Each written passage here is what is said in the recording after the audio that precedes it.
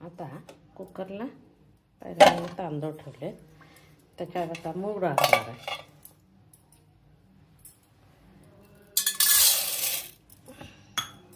वाटी मूग डाळ,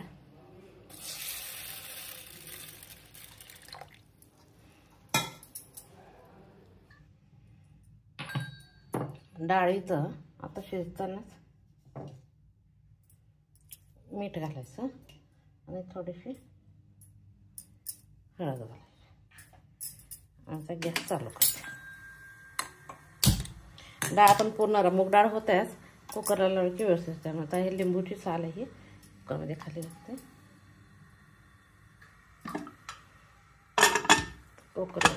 कुकरच्या 3 शिट्या होते तोपर्यंत ज्वारीचं पीठ चाळून घेते.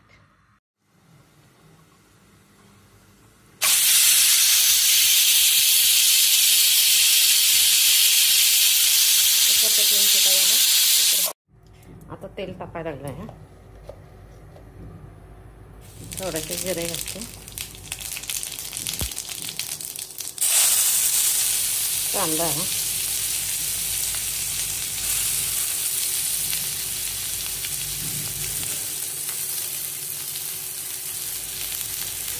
मिरचीचं तिखट आपण आपल्याला पाहिजे तसं घ्यायचं.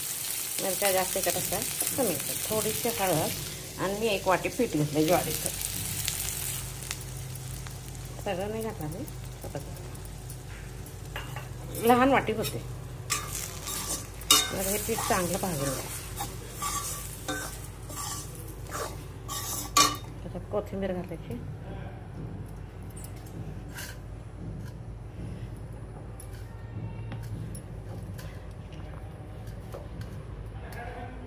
थोडंसं मीठ घालायचं, कारण त्याचं डाळ शिजताना पण आपण मीठ घातलंय.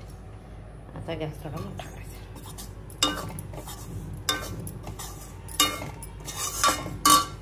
त्याच्यात थोडीशी हिंग पण घालायची.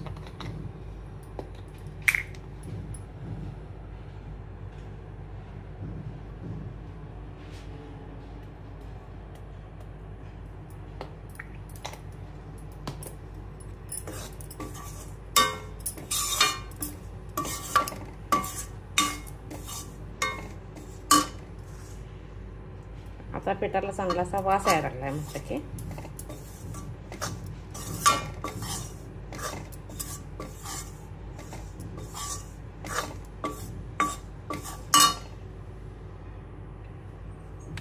इकडं कुकरला डाळ काय झालं बघू शिजते. मस्त शिजली गेली डाळ, मऊ झाली.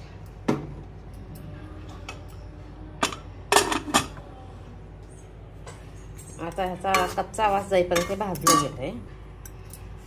आता बेसन भाजल्यासारखा वास आला की गॅस बंद करून द्यायचा. गॅस बंद केलाय. माझ्याकडे तीळ भाजलेले आहेत म्हणून मी तेलात घातले नाहीत, वरून घातले. जर तीळ पांढरे ते कच्चे असले तर भाजायला घालायचे. माझ्याकडे ऑलरेडी भाजलेले आहेत ना. आता पीठ काढून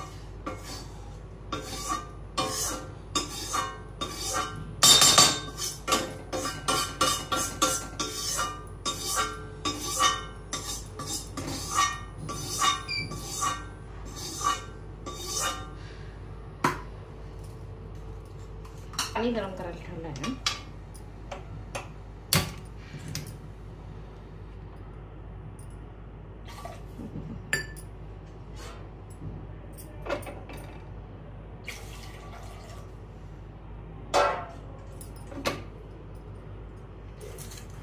आता काय करायचं, त्या पिठात डाळ घ्यायची आणि राहिलेली कोथिंबीर.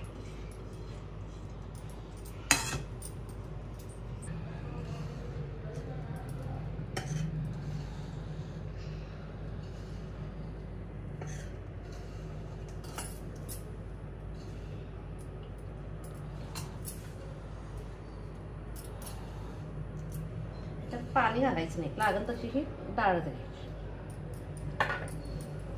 उकळायला लागले अशा प्रकारे कणिक मळून घ्यायची.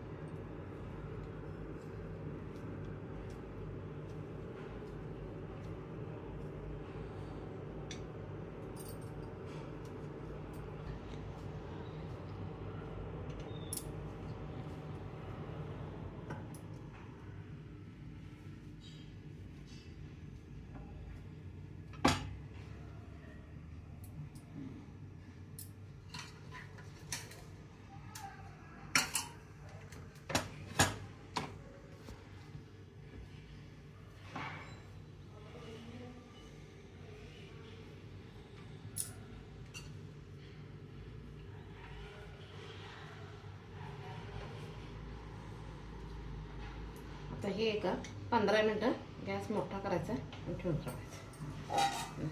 15 मिनटं वाफेवर शिजू. आता ऑनियन चटणी करण्यासाठी पहिल्यांदा तेल तापवायला ठेवायचं. जिरे,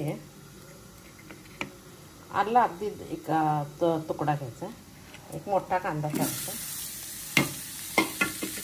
आलं, त्याच्यानंतर मीठ, लाल मिरच्या, कोथिंबीर. आता असं छानपैकी भाजून त्यात हुरकडले म्हणजे फुटाण्याची डाळ, भाजलेला शेंगा किंवा सुकं खोबरं घालतात. मी भाजलेल्या शेंगा माझ्याकडे भाजलेलं, जर भाजलेले नसले तर रस्ता घालायचा. माझ्याकडे ऑलरेडी भाजलेलं म्हणून मी नंतर घालणार. तीळ,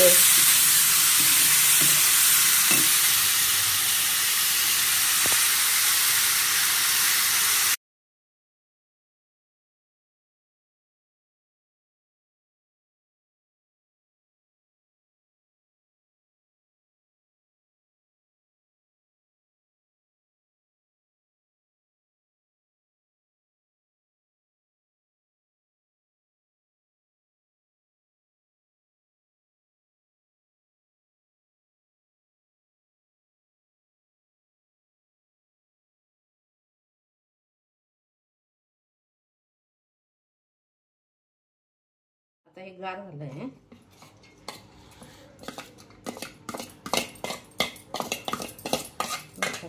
चटणी खाण्यासाठी तयार. त्यात पाणी वगैरे अजिबात घालायचं नाही. ही चटणी इडली, डोसे, चपाती त्यावर चांगली लागते. दरवेळेस नारळाची चटणी करण्यापेक्षा आज कांद्याची चटणी.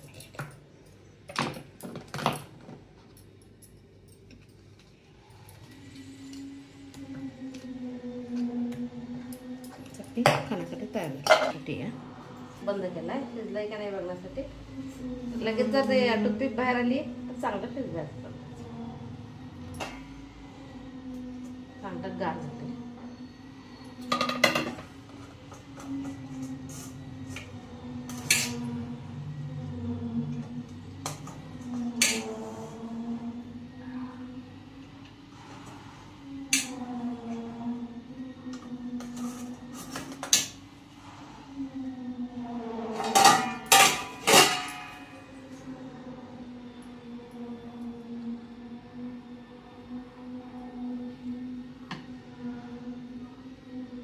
चटणी आणि वरनं थोडंसं तूप.